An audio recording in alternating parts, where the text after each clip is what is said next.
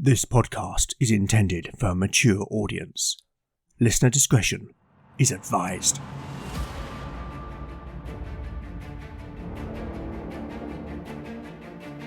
Welcome back to Legend of the Bones. Following in the footsteps of giants, Legend of the Bones is a chimera. A mix of old-school tabletop RPG and dark fantasy storytelling.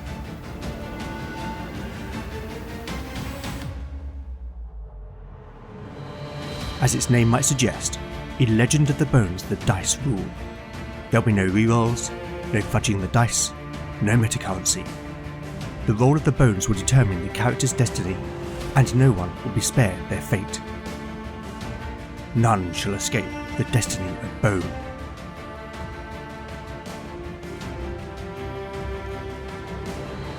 Last time on Legend of the Bones.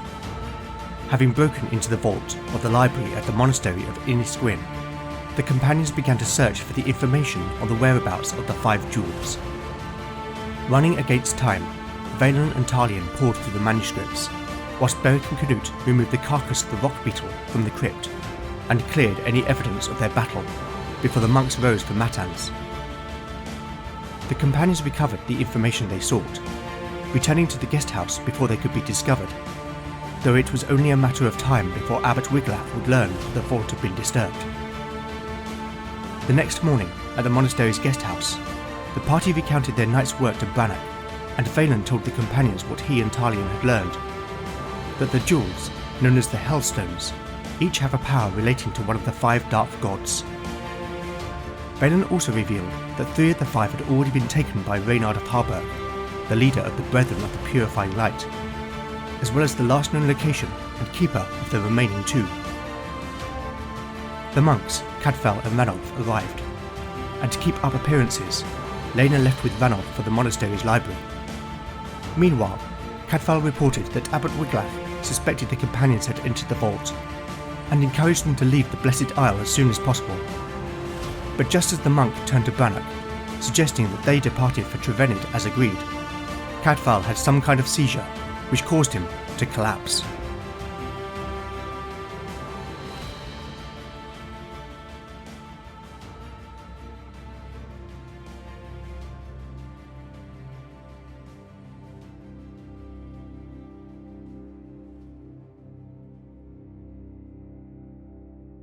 Chapter 38, Part 1, Day 38, Midday. Party status: Beric, 36 out of 37 hit points.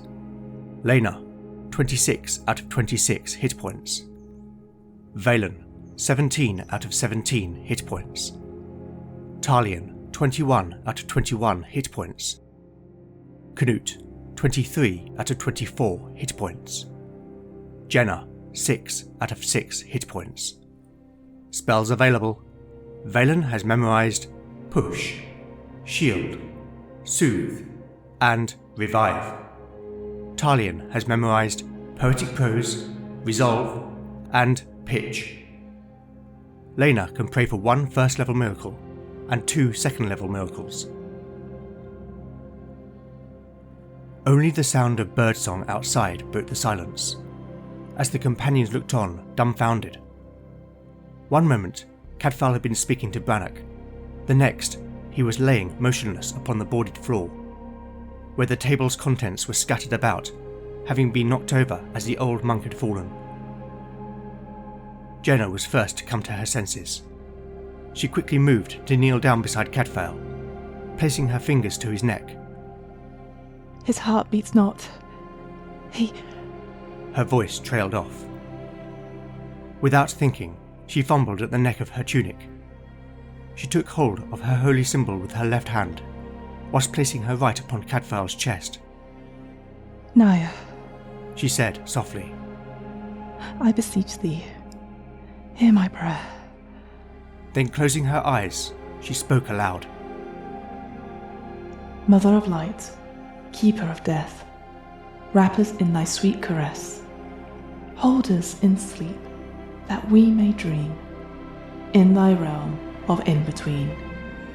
Show us thy love, take not our breath, for we may still have paths to tread. Strengthen our hearts, heal our pain, that we may praise thee again and again. Bestow us thy power, that we may become thy will shall be done. So let it be, now and for eternity.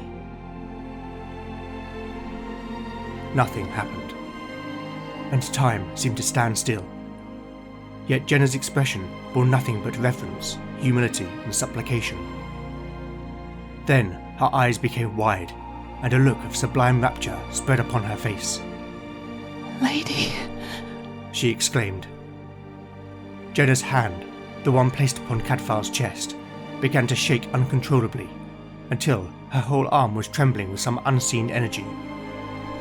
The novitiate cried out, as if in both pleasure and pain, until suddenly a white light flashed down her arm. Cadfael's body jolted violently, and Jenna was thrown back. For a moment, the companions looked on. Then suddenly, without warning, Cadfael took a sharp, gasping breath, and Jenna's life had changed forever.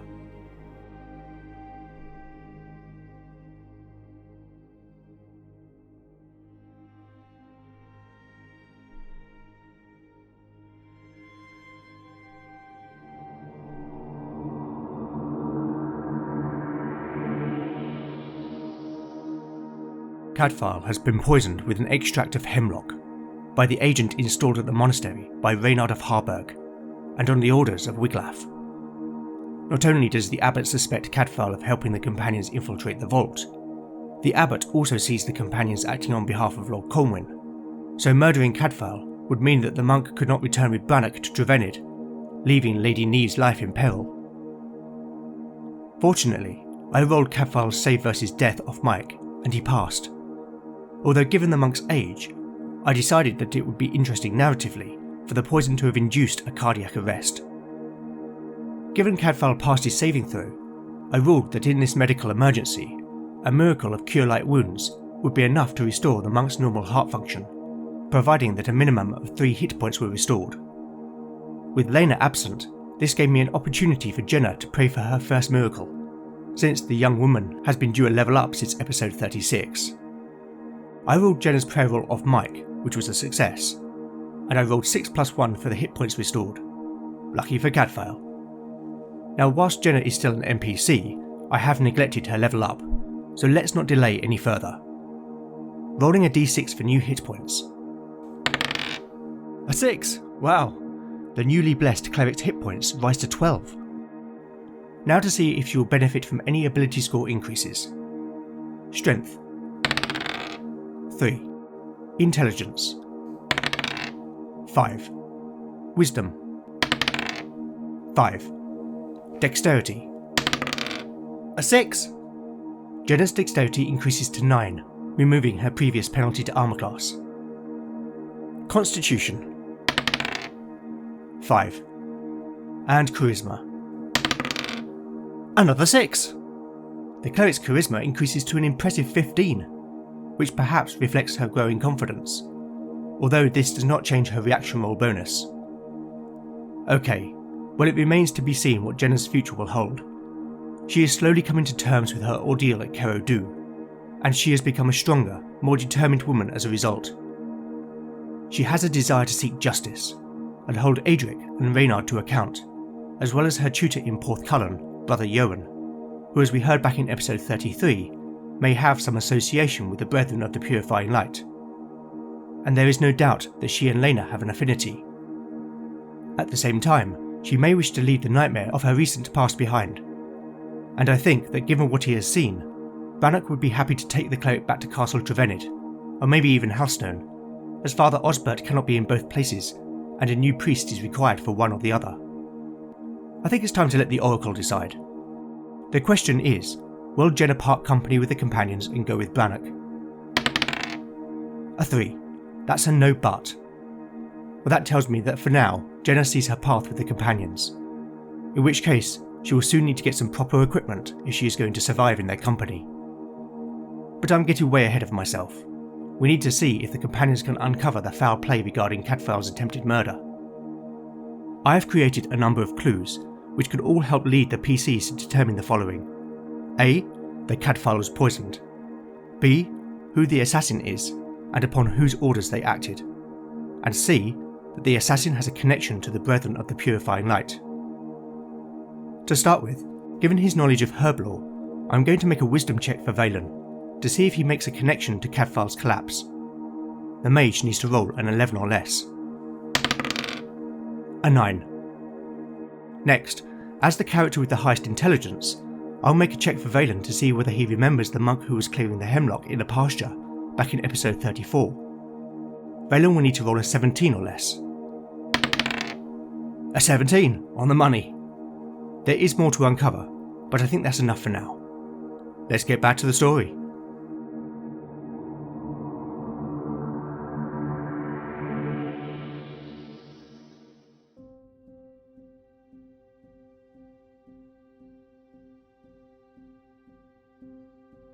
Chapter 38, Part 2, Day 38, Afternoon. Party status. The party status is unchanged, except that Jenna now has 12 out of 12 hit points. The monastery's bell tolled in the distance, as the companions tried to make sense of what had just happened. After he had been revived, they had put Cadfael to rest in the dormitory, where the old monk had slept for a couple of hours, with Jenna watching over him. After, Beric had lit the hearth, despite the summer weather, and Cadfael now sat by it, sipping a cup of nettle infusion prepared by Valen. If it were possible, the monk looked even more drawn than he had before, but at least he was no longer deathly pale. He looked at Jenna and weakly smiled. I owe you my life, my dear. Jenna smiled softly, but then replied with genuine humility. It was not I. Our Lady Naya deemed that it was not your time. You received the word? Well, that indeed fills my weak old heart with gladness. You have been truly blessed. Then added poignantly, Sister. The newly recognised cleric blushed. Oh, thank you, brother. Have you experienced such a trauma before? Valen asked. Never. Despite my age, I have ever been hale. The mage nodded slowly. Have you taken anything to eat or drink today? What think you? Beric interrupted. Cadfael looked over at the warrior. Your Wayland friend suspects I have been poisoned. Then he turned back to Valen. Am I right? Yes. In my homeland, certain criminals are executed by means of poisoned hemlock. In the right quantity, it induces a seizure and stops the heart, just as you experienced. Who would want you dead? Beric asked the monk. Wiglaf, of course. Long have I been a thorn in his side. The abbot is no fool, and he no doubt suspects that I have aided you. Then turning back to the mage, he replied, I had just a little bread and ale, not long before I came here. Did you notice anything unusual about the taste? Cadfael's eyes briefly flicked up in thought. Come to think of it, the ale had a slight aroma of parsley? Valen nodded. Parsley and hemlock were of the same family of plants. The mage considered for a moment. Yesterday, when we arrived at Inisquin, there was a monk clearing hemlock in the pasture. A dark-haired man with an aquiline nose. Cadfael looked at Valen and sighed. That would be Brother Aldwin. At that moment, the door opened, and Elena walked in with Ranulf, returning from the library. The cleric looked at the companions, and then at Cadfael, and instantly knew that something was amiss. What is it? What has happened?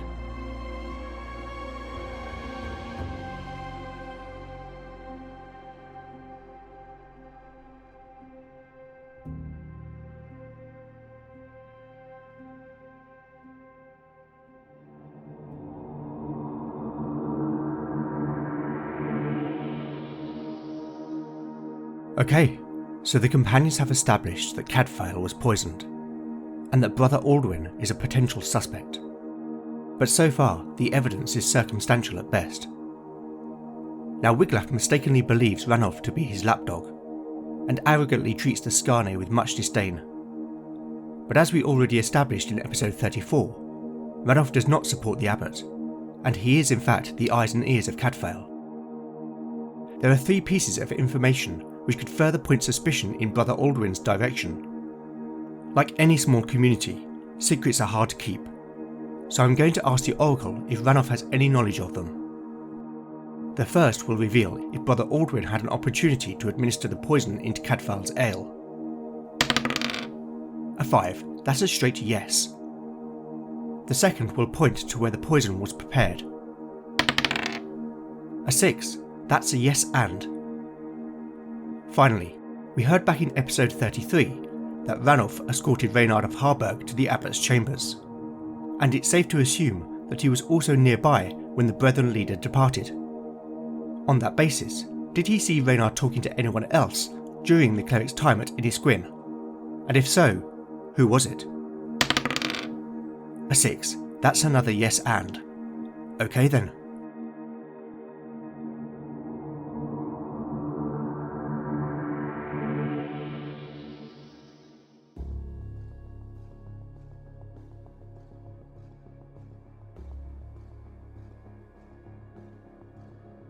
Chapter 38, Part 3, Day 38, Late Afternoon. Party status. The party status is unchanged. The late afternoon sun dappled through the leaves as Ranulf led the companions through the small woodland. Like everywhere on the Blessed Isle, the copse was well maintained. There was a predominance of grey willow and silver birch, many of which bore the evidence of coppicing, and the ground scrub had been managed to encourage a variety of edible plants, from blackberries to mushrooms and wild garlic.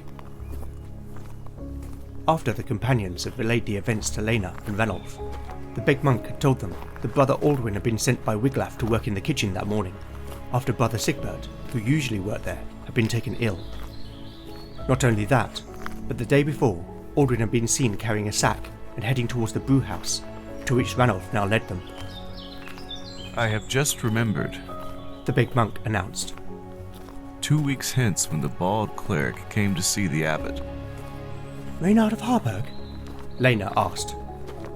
Yes. Ranulf confirmed. I saw him cross the cloister speaking with Brother Aldwin. I thought nothing of it at the time, but now I come to think of it, it seemed they were acquainted. How so, brother? Canute asked. Because they did something odd. What was it? They both rolled up their left sleeve and clasped each other on the forearm. The companions gave each other knowing looks. How long has Aldwin been a monk here? Lena asked. More than 2 years. He arrived not long after I took my vows. Ranulf glanced at Canute, but the Northman's expression was unreadable. Do you remember who sponsored him? Lena asked, referring to the custom for novitiates to enter the church. It was Wiglaf, as I recall. That was before he came abbot. The old abbot, Leiston, died not long after. How did he die? Beric asked. A realization passed over the big monk's face. His heart failed. Somewhere nearby, a magpie chattered in alarm, as suddenly a black cat dashed from a nearby bush, a fledgling dangling from its mouth. It froze, staring at the companions momentarily, before running off with its prize.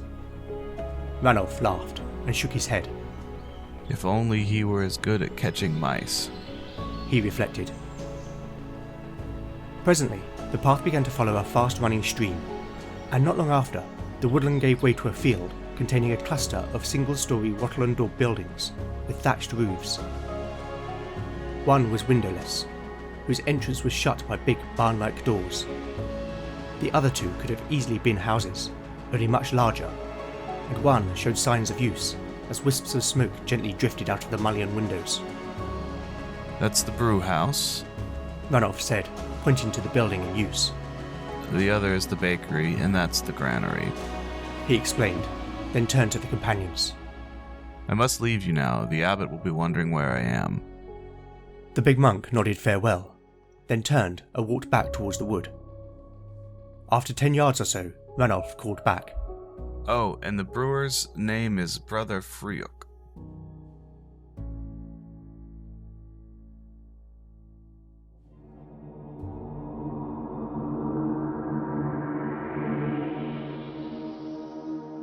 Time to throw a little chaos into the mix.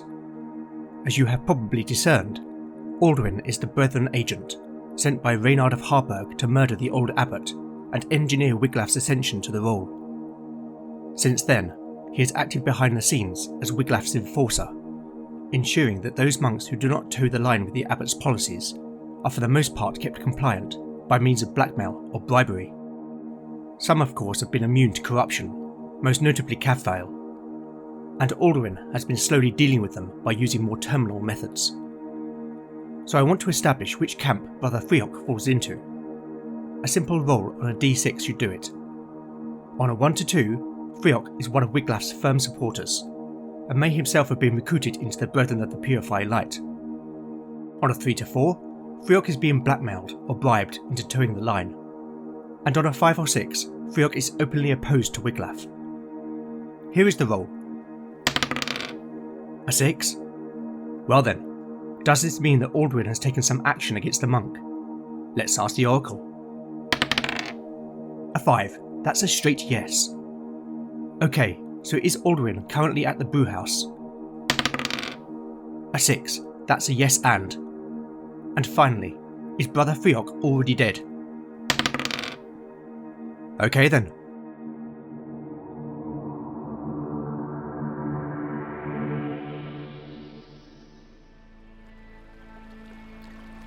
If the noise of the stream that burbled nearby had not been so loud, then the companions may have noticed earlier that something was out of turn. But as it was, they were almost by the door when they first heard the sound of disturbance from within. Beric wasted no time. Running forward, he flung open the door, but the contrast of the bright sunlight outside and the natural gloominess of the brewhouse's interior meant the warrior could not discern anything other than vague shapes within. He stepped over the threshold into a room filled with steam, smoke, and the rich aroma of yeast and herbs. Lined against the walls were a number of barrels and also sacks, some of which were open, exposing the grain within. Hanging from the beams were a variety of dried herbs used to flavour the ale, and on a table to one side were a number of bowls and jugs. At one end, a docile-looking oxen was harnessed to a yoke, which in turn was connected to a thick wooden pole through the centre of a millstone, used for grinding the grains, while in the centre of the room was an open-topped stone kiln where a fire burned, and set atop it was a wide copper pan in which a new batch of wort was bubbling. Beric took in his surroundings in an instant, for his attention was immediately drawn beyond the pan. There, a middle-aged monk was bound upon a chair, squirming and writhing, his eyes wide with terror, as another monk pitched his nose whilst pouring ale into his mouth from a jug. Hearing the door open, the man with the jug spun around. His cowl fell from about his head, revealing a mop of black hair. He had a long aquiline nose, and his pale blue eyes were full of cold malice.